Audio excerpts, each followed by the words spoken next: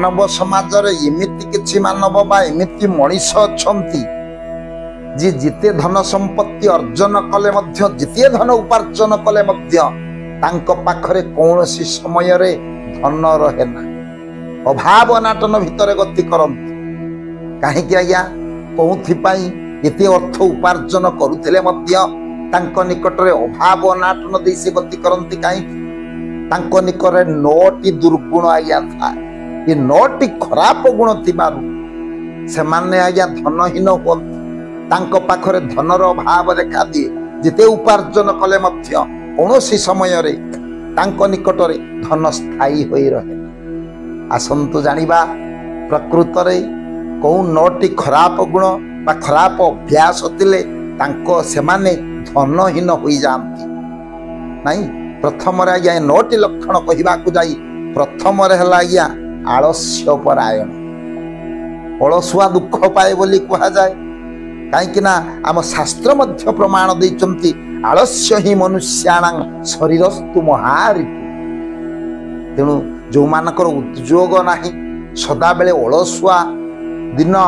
तो प्रात समय रे शଯ୍ୟା छाड़िबा कथा 8टा 9टा हेबो आज्ञा शଯ୍ୟା छाड़िबा पई ये भली आलस्य परायण जो माने हेबे जिते धन अर्जन कले मध्य तांको निकटरे कौनसी समय रे शास्त्र प्रमाण दउचंती धन रहिबो ना पुरुष निश्चित भाव रे ये लक्षण थिले धनहीन हेबे दुई रे होचंती आज्ञा असुचि पुरुष बाह्य शौच नथिबो या अंत शौच नथिबो जोड़िए शौच बाह्य रे हमर को स्नान करिबा बा सटकर्म शेष करिबा इत्यादि ये सब बाह्य शौच हमको करिबा को पड़ुछि खाली बाह्य शौच हेले हेब नाही अंतकरण रे मध्य शौचता आवश्यक बा शुद्धता आवश्यक ये भावनाटा जहाँ निकटरे नथिबो बा किमिति शौचता जदि नथिबो जेते अर्थ उपार्जन कले अभाव अनाटन भितरे बुड़ी रहिबे तांको निकटरे अर्थ रहिबन तिनि रे हला आज्ञा जुआ एवं मद्यपान करुथिबा पुरुष जुआ खेल रे जो माने वृत्ति होइथिबे नहीं से माने आज्ञा जुआ खेलुथिबे एवं तत्संगे संगे मद्यपान करुथिबे जो मद्य मनीष को नष्ट पथ को नहीं जाए आज आज्ञा निशासक्त हो जाउचंती मनीष तेणु आज्ञा जो माने निशासक्त जो माने जुआ खेलुथिबे तांको पाखरे मध्य कोनोसी प्रकार अर्थ रहिबो ना अभाव अनाटन भितर जिते अर्थर अधिकारी से हुंतु प्रकृत अर्थ तांको पाखरे सब समय रहिबो ना अभाव अनाटन रे गति करिब सारी रे स्त्री मान को अपमान करुथिबा व्यक्ति बा अपमान करुथिबा पुरुष तांको निकटरे मध्य अर्थ रहिबो ना काहेकि ना शास्त्र प्रमाण दैचंती मनुसंहिता प्रमाण दैचंती जत्र नार्यस्तु पूज्यते रम्यते तत्र देवता तेणु आज्ञा नारी मान को जे सम्मान दे जानिना नारी मान को प्रति जे दुर्व्यवहार करंती नारी मान को जे शासन करंती तांको पाखरे मध्य नारी हेले आज्ञा लक्ष्मी तांको ऊपर शासन करुथिबा ना तांको अपमानित करुथिबा व्यक्तिंक निकटरे मध्य अर्थ कौ समय रहिबो ना निश्चित भाव रे से अभाव नाटन रे गति करि पांचर हला जे पुरुष कर पितृदोष रहिथिबो आपण कहिबे पितृदोष कोन ना आपण माने पितृपक्ष रे पितृश्राद्ध देउछंती बेतो से पितृश्राद्ध प्रदान करि नथिबे पिंड दान देई नथिबे जद्वारा पितृपुरुष असंतुष्ट होइथिबे ये प्रकार जदि प्रभाव थाए तांको पाखरे मध्य अर्थाभाव देखा देबो अर्थ तांको पाखरे रहिबो छरे आज्ञा दान एवं धर्म आमर शास्त्र कहिचंती आज्ञा दानेन वर्धते लक्ष्मी दान एवं धर्म ये जोड़ी आज्ञा पाखापाखि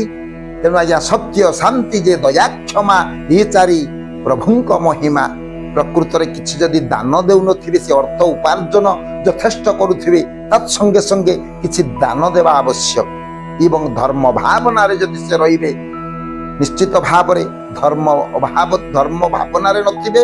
अथच दान मध्य देउ नथिबे ये प्रकार कर्म संपादन कले मध्य से अभाव मध्य रहिबे तांको निकट रे केबे धन रहिबो तबे आ गुटे सातरे आज्ञा प्रभावटा कोन ना असत उपाय रे धन व्यवहार करिबा कोठी आज्ञा खर्च हबार आवश्यकता नथिबो सेठी असत उपाय धनटा को व्यय करदेवे सेठी हुए तो असत उपाय एमती अर्थ सी खर्च करेंगे जद्वारा से शून्य हस्त हो से अर्थ एमती जीव पाखरु आउ अर्थ पाखक फेरब ना सी भावनाटन मध्य गति कर आठरे आज्ञा गोटे अच्छे आज्ञा वास्तु दोष बा गृह दोष जो गृहटा आप निर्माण कर से वास्तु शास्त्र अनुसार वास्तु जदि किसी दोष त्रुटि थी उपयुक्त बंधरे जदि आप घरटा कर हुए तो जो ज्योतिष डाकी आप ज्योतिष डाकी एटा गजबंध कि एटा ध्वज आमर कौ प्रकार बंध पड़ी जद्वारा जो बंधरे घरटा निर्माण कले आप सुखरे कालातिपात करेंगे से विचार रे जदि आप गृहटा को निर्माण कर गृहर वास्तु दोष जदि रही निश्चित भाव में अभाव नाटन रही आउ गोटे नरे शेष पर्यायर मुझे कहूँ पितृशाप जदि आज्ञा बापा मार अभिशाप पड़ी साप देइथिबे वार्धक्य काल रे जदि बापा मार सेवा करि नथिबा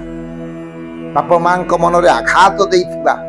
बापा मां प्रति दुर्व्यवहार करिथिबा पिता माता ठारू बड़ देवता के स्वर्ग राइजे नाही तांकरी आशीष सहायक आसीना विपद उतरिबा पाई यदि बापा मार आशीर्वाद नथिबो बापा मां प्रति जदि प्रकृत कर्म आमे करि नथिबा निश्चित भाव रे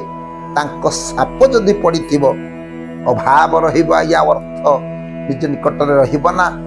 अभाव नाटन दे से गति करिवे ये हला या पुरुष धनहीन पुरुषंकर 9टी लक्षण ये लक्षण जदि तांको निकट रे देखा दिए निश्चित भाव रे से धनहीन होई बंची रही